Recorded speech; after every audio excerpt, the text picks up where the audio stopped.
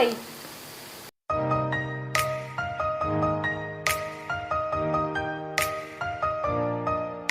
So, ini konten baru. Welcome to Bahas Film.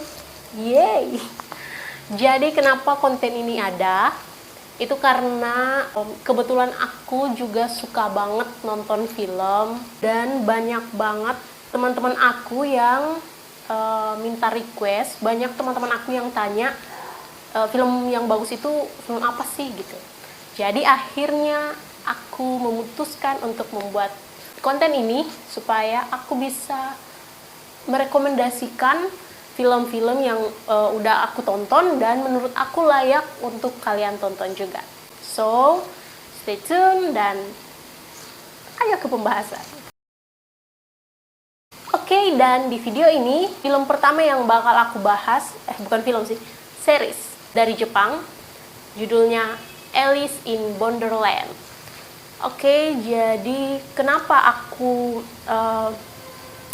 bahas film ini, series ini, itu karena akhir-akhir ini tuh lagi booming banget Squid Game, dan aku kan main TokTok, dan kebetulan video ini lewat di FYP aku dan merekomendasikan series ini. Jadi akhirnya aku nonton. Oke, jadi kita akan bahas series ini.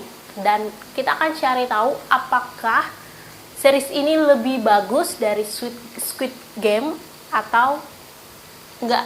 Soalnya di video yang aku lihat itu banyak yang komen kalau series ini itu katanya lebih bagus dari Squid Game.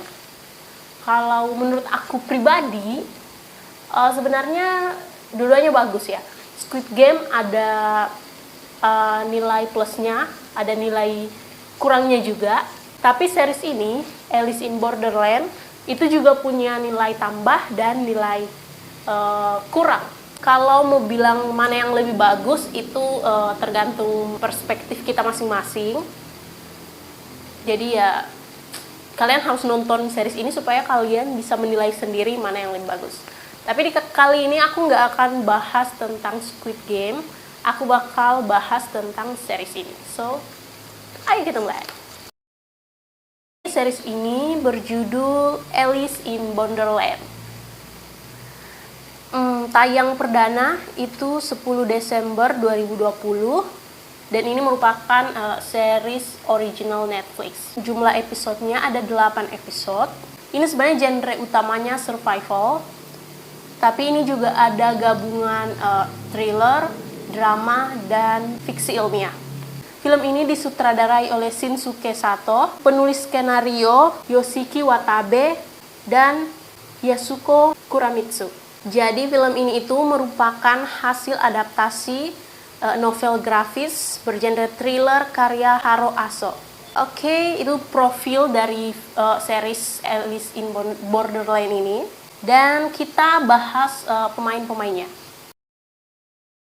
Sebenarnya series ini banyak melibatkan aktor dan aktris, tapi ada beberapa karakter utama. Pemeran yang pertama itu ada Arisu yang perankan Kento Yamasaki.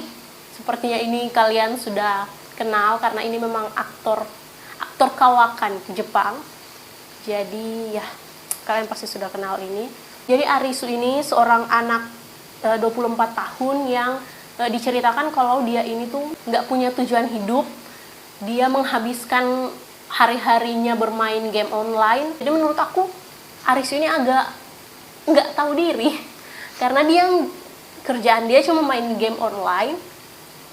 Terus kakaknya kerja, kuliah, sekolah gitu dan sukses, tapi dia malah iri sama kakaknya. Dia merasa kalau keluarganya itu tidak mengharapkan dia untuk ada di situ. Dia berharap bisa tinggal di tempat yang hanya dia dan teman-temannya seperti itu. Kemudian ada Usagi yang diperankan Tao Tsuchiya. Usagi ini diceritakan seorang wanita perkasa. Dia suka mendaki gunung bersama ayahnya. Kemudian Arisu ini punya dua orang sahabat, Chota yang diperankan Yuki Morinaga. Dia ini seorang pegawai kantoran yang bekerja di perusahaan IT. Itu sangat menyayangi ibunya dan taat pada kepercayaan yang dianut. Kemudian ada Karube, diperankan Keita Machida, seorang pemuda seperti Arisu yang bekerja di sebuah kafe. Kemudian ada Cheshire yang diperankan Nijiro Mukarami, dan ada Mira yang diperankan Rii Sanaka, ada Kuina yang diperankan Aya Asina. Ya, itulah tadi beberapa pemeran dalam series ini. Oke, jadi kita bakal bahas plot atau alur dari cerita ini. Series ini dibuka dengan menampilkan Arisu dengan kehidupannya yang berantakan. Dia berharap punya dunianya sendiri. Setelah itu, Arisu ini berkumpul bersama kedua temannya, dan kedua sahabatnya ini juga di alam bawah sadarnya mereka itu juga sebenarnya mau berharap kalau mereka bisa ada ditempatkan di suatu dunia yang hanya mereka sendiri begitu. Jadi tiba-tiba semua orang di Tokyo itu hilang dan tinggal mereka bertiga. Tiba-tiba masuk ke dalam sebuah gedung dan tiba-tiba diperhadapkan dengan sebuah permainan. Jadi mereka itu harus memenangkan permainan yang sudah disediakan oleh Master Game. Di sini Arisu dan kedua sahabatnya ini bertemu dengan orang-orang baru, dan di sini juga Arisu bertemu dengan Sagi yang perempuan pendaki yang tadi.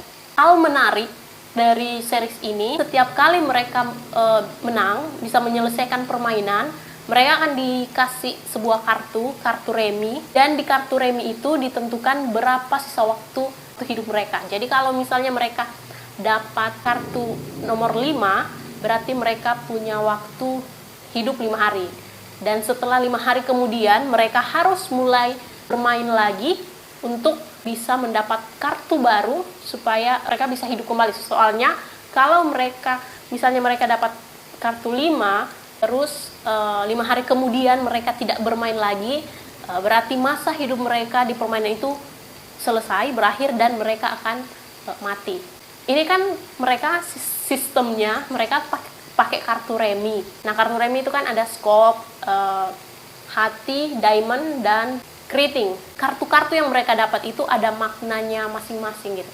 Kalau mereka dapat kartu scope, mereka akan dihadapkan dengan permainan yang melibatkan kekuatan. Kemudian ada kartu diamond, itu kalau mereka dapat itu mereka akan dihadapkan dengan permainan yang melibatkan kecerdikan. Mereka akan diuji seberapa cerdas mereka menebak pesan dari game itu. Kemudian kalau mereka dapat kartu keriting, itu melibatkan kerja sama teamwork.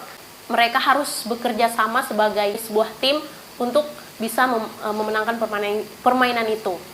Kemudian yang paling sulit kalau mereka dapat kartu hati. Kenapa paling sulit? Karena kartu hati itu menandakan perasaan. Jadi ketika mereka mendapat kartu hati, mereka melibatkan perasaan di dalam permainan. Dan di sini juga aku spoiler sedikit, dan di sini juga Arisu kehilangan 2 sahabatnya.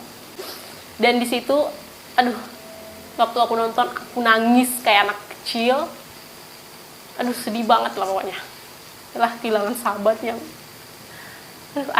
Arisu ini sangat menyayangi sahabatnya, karena bagi dia itu di dunia ini dia hanya punya 2 sahabatnya itu. Kartu love itu kita harus, intinya kalau permainan itu harus mengorbankan orang yang kita sayang.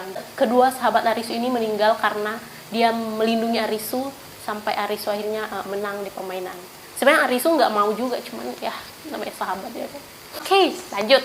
Oke, tadi itu aku bilang hal menarik dari film ini, dari series ini itu ada plot di dalam gamenya. Kalau Squid Game kan ya permainan tradisional yang dimainkan terus cuma gitu.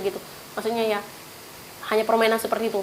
Tapi kalau di series ini itu tadi aku bilang ada makna di balik permainannya, ada plot, ada cerita lain di permainan yang disajikan gitu. Oh ya, ini series dan film ketiga genre survival dari Jepang yang udah aku nonton. Aku pernah nonton As the God's Will, itu yang orang-orang bilang katanya meniru Squid Game, meniru film itu.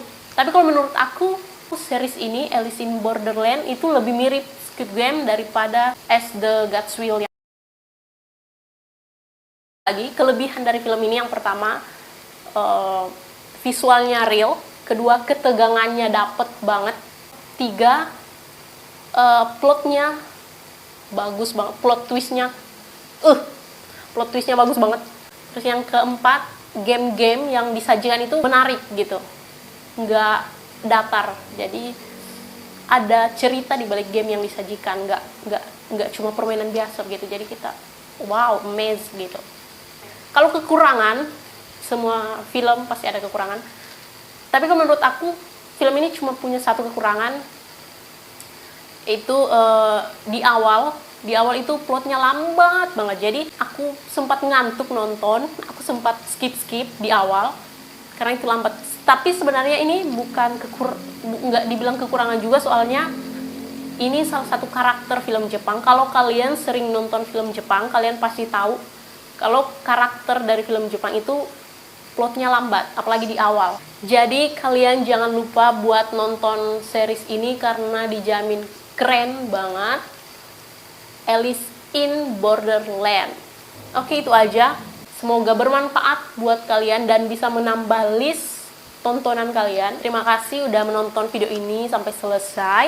Jangan lupa like, comment, share, dan subscribe channel ini, karena subscribe itu gratis dan juga membantu aku buat mengembangkan channel ini. Sampai jumpa di video selanjutnya. Thank you and have a good day.